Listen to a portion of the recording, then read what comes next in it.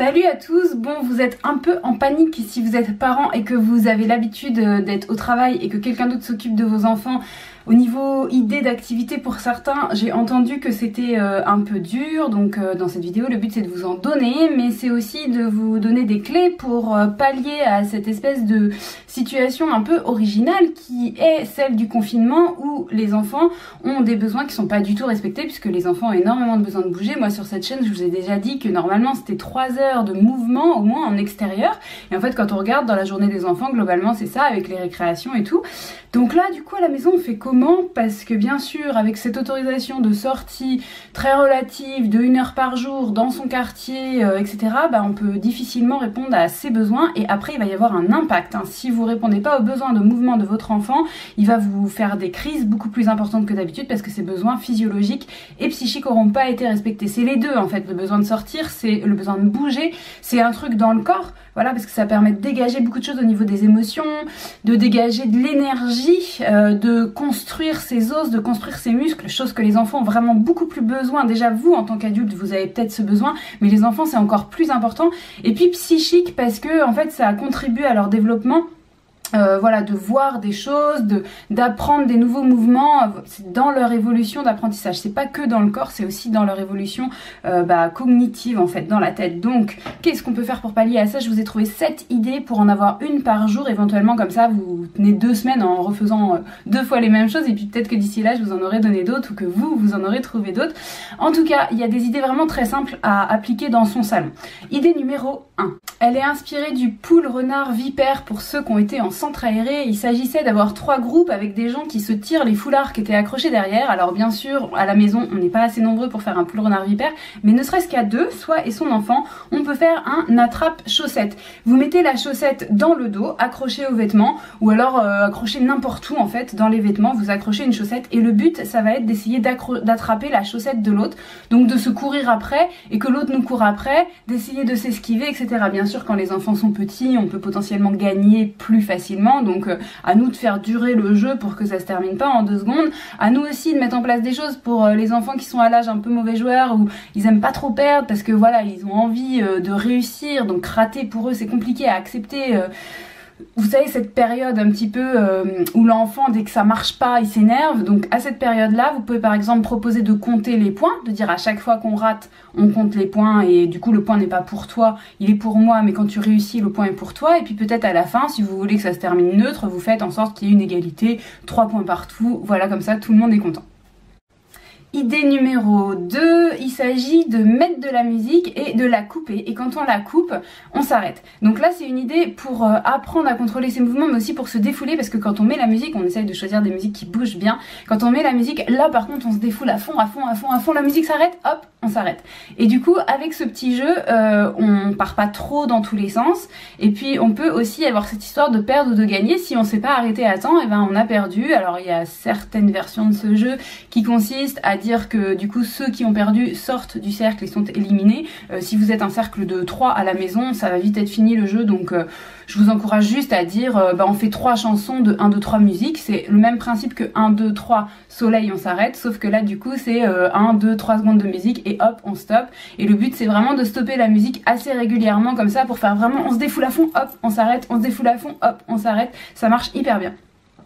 Pour le jeu numéro 3, il va falloir juste faire un tout petit peu de bricolage avant. Vous prenez des feuilles de papier blanches, vous les scotchez ensemble pour avoir quelque chose de grand et qui permettent de construire un dé. La construction d'un dé sur internet, elle est easy à trouver, donc vous regardez, vous construisez un dé avec un petit peu de colle, un petit peu de ciseaux, un petit peu de pliage, et une fois que vous avez votre gros dé, sur le dé, vous mettez soit juste des chiffres, et les chiffres à côté correspondent à des actions, mais c'est moins parlant pour les enfants, ça marche pour les plus grands mais pas pour les plus petits, ou sinon pour les plus petits, et bien en fait vous mettez un petit gage dessiné dessus ou écrit dessus, mais pareil écrit ça marche moins avec les plus petits, donc le mieux c'est de dessiner, par exemple de dessiner une position dans laquelle vite il faut se mettre quand le dé tombe dessus. Et donc du coup on joue tous ensemble, voilà, soit chacun son tour mais moi je préfère tous ensemble, on lance le dé et quand le dé arrive dans une position, donc la face du dessus c'est la position qu'il faut prendre, hop vite on prend tous cette position. Vous pouvez vous inspirer de positions de yoga si vous n'avez pas d'idée, voilà, que ce soit par exemple exemple le assis tailleur, le assis petit lapin,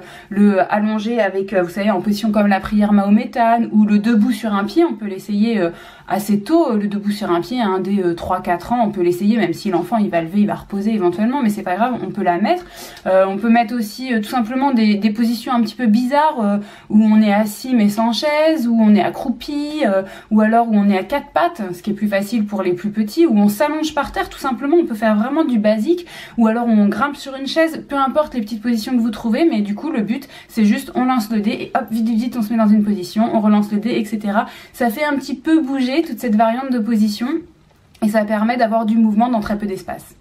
Petit jeu à règles pour le 4e jeu que je vous propose, il s'agit du tomate ketchup. Pour ceux qui ne connaissent pas, l'idée c'est de se mettre en cercle et puis on a une personne autour qui tourne en posant sa main sur la tête en disant tomate, tomate, tomate, tomate, tomate, tomate, tomate, tomate, il continue. Et quand il dit ketchup, la personne à qui il dit ketchup doit se lever, courir autour de la ronde et puis se rasseoir, enfin voilà, essayer d'attraper l'autre avant qu'il ne se rasseye, etc. Donc du coup, ça force à courir en rond, donc dans un petit espace. Ça marche aussi si on n'est pas très nombreux, parce qu'en fait, même à 3, il peut y avoir 2 personnes assises par terre, donc les 2 parents par exemple avec l'enfant qui tourne autour, et dès qu'ils savent parler, en fait j'ai envie de dire dès 2 ans et demi, parce que c'est un jeu à règles mais avec une règle très simple à comprendre. Donc dès qu'ils savent parler, dès qu'ils savent dire tomate ou ketchup, et ben ça fonctionne. Donc même avec les petites sections par exemple, c'est un jeu qui peut très bien marcher. Donc n'hésitez pas à tenter à la maison. Au début votre enfant va peut-être être un petit peu qu'est-ce qu'on fait exactement, un petit peu interrogateur, mais rapidement une fois qu'il aura compris la règle, il saura que c'est facile. Et puis si vous êtes une famille un petit peu nombreuse, du coup c'est d'autant plus rigolo. Donc un jeu à adapter en fonction de vos capacités, mais en tout cas qui prend vraiment très peu d'espace, et là c'est l'idée de cette vidéo. Et on passe à une 5e idée un petit peu inspirée de ma pratique à moi, puisque je suis circassienne, je fais du cirque, donc du coup forcément j'ai déjà vu pas mal de trucs dans les ateliers parents-enfants que j'ai trouvé très cool. C'est pas du tout ma spécialité, moi je suis pas prof, donc je ne connais pas et je ne sais pas forcément enseigner ça, mais je sais qu'on peut en trouver sur internet. J'avais envie de vous donner quelques idées quand même, de petites positions de cirque que vous pouviez prendre. Et puis il y a des gens qui font des choses en rapport avec le yoga. J'ai vu que les positions se rejoignaient vachement, mais pour les premières idées, ça peut être tout simplement vous vous mettez à 4 pattes, votre enfant se met à 4 pattes sur vos épaules, donc le petit système des pyramides, puis après il se met à genoux, puis après il se met debout s'il est à l'aise. Vous pouvez aussi faire la même chose sur les épaules, donc votre enfant est d'abord assis, puis il monte un petit peu à genoux, et puis en donnant les mains, il monte debout. S'il est à l'aise, on lâche une main, on lâche 2 mains, donc c'est des petites expériences, donc là ça fait pas courir, mais ça sollicite quand même vachement au niveau de l'équilibre, donc ça fait quand même dépenser de l'énergie.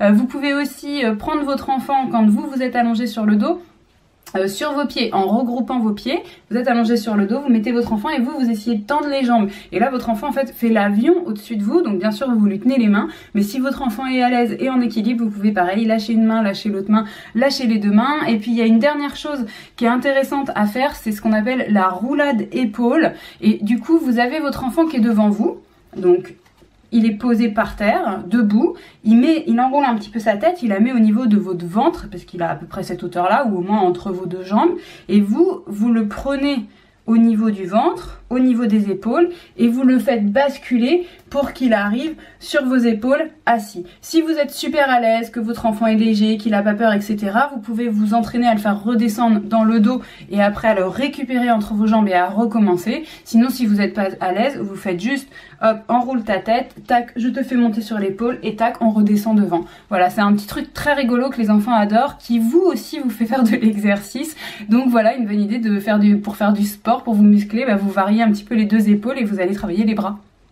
La 6e idée, elle bouge pas mal parce que du coup ça reprend l'idée d'un parcours. Ça je vous en avais déjà parlé avec mon jeu dans la vidéo là que je vous remets en petit i, des fils un petit peu en mode mission impossible.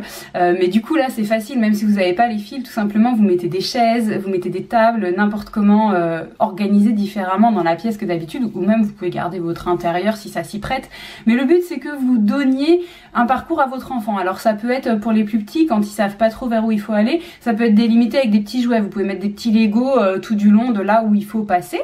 Et en fait, le but, c'est que votre enfant fasse le petit trajet le plus rapidement possible. Donc ce qui est pas mal, c'est de mettre un chrono et de dire à votre enfant, même petit, hein, c'est pas grave, de dire à votre enfant, voilà, bah, tu l'as fait en 34 secondes, maintenant il faut que tu fasses encore plus vite. C'est encore mieux bien sûr si vous avez plusieurs enfants parce qu'ils peuvent se challenger les uns et les autres, ou alors au moins être entraînés par le groupe en fait pour le faire. C'est sûr que si votre enfant est tout seul à faire le parcours, peut-être il sera moyen motivé. Donc à ce moment-là, si vous avez un seul enfant, faites-le aussi. Dites-vous, c'est chacun son tour. Moi aussi, je fais le parcours. Et dans l'organisation du parcours, veillez à ce que ce soit un truc faisable pour vous. Parce que si la table elle est trop basse, vous passerez pas. Donc du coup, attention à l'organisation de votre truc. Mais ça peut être vraiment facile à mettre en place. Et très bien pour dépenser beaucoup d'énergie. Parce que on est rapidement en train de transpirer avec une activité comme ça. Dernière idée, c'est donc la 7e, c'est un jeu à règles qui s'appelle la course de chevaux. On se met tous autour d'une table. Alors ça paraît un peu bizarre pour faire des exercices, mais vous allez voir, ça défoule quand même pas mal. Parce qu'en fait, il y a un meneur de jeu, il y a une personne qui va décider, donc la personne qui connaît les règles par exemple, et vous pouvez jouer à deux quand même, hein, mais qui va décider de ce qu'on fait dans le jeu au fur et à mesure. Et en fait, on est comme des chevaux, on est comme à une course de chevaux, et on va faire des gestes et les autres personnes devront nous imiter. Donc par exemple, au début, le meneur de jeu, il tape sur la table, tout le monde commence à taper sur la table, puis il va dire saut d'obstacle, hop, tout le monde va se lever et se rasseoir. Il va dire applaudissement, on va applaudir avec les mains. Il va dire au galop, et là au lieu de frapper les mains avec la table, au lieu de frapper la table avec les mains, on va frapper le sol avec les pieds. Il va dire virage à droite, virage à gauche, et à ce moment-là, on va se pencher à droite, se pencher à gauche. Il va dire tribune, et donc du coup là, on va regarder tous avec les mains en forme de jumelles. Et à chaque fois, en fait, le meneur de jeu, comme il fait le geste, même si les enfants se souviennent plus trop quels sont les codes, et du coup ils ont juste à imiter les gestes, donc c'est facile. Donc par exemple ça va donner je tape, je tape, je tape, je tape, je tape, je tape, je dis applaudissements, tout le monde applaudit, je tape, je tape, je tape, je tape, je tape, je tape, je dis tribune, tout le monde regarde, je tape, je tape, je tape. Et en fait ça dépense quand même de l'énergie, ça permet de se défouler, parce que c'est vrai que même si c'est pas tout le corps qui bouge, le fait de taper comme ça sur la table, c'est quand même une bonne décharge. Donc voilà, j'avais envie de vous proposer cette idée. Dites-moi en commentaire ce que vous en pensez. Dites-moi bien sûr si tout ça vous inspire, si tout ça vous est utile, même si fondamentalement j'en doute pas trop, parce que je pense que on n'a jamais trop d'idées de toute façon, donc autant de ne pas être dépourvu. Et puis j'avais quand même envie de vous parler d'un site là en fin de vidéo qui s'appelle jeunesse.asso.fr, et je vous encourage à aller dessus. Il y a une catégorie qui s'appelle chant à gestes, qui vous donne en fait plein d'idées de chant avec de la gestuelle. Alors ça va pas être pour bouger, pour se défouler, mais ça va être peut-être une bonne idée pour juste pouvoir faire un petit truc tous ensemble qui soit quand même un truc mobile, vu que là on manque clairement de mobilité. Voilà. Bon, j'espère vraiment que ça vous aide. N'hésitez pas à laisser un petit pouce si c'est le cas, et puis moi je vous retrouve très très vite dans une prochaine vidéo.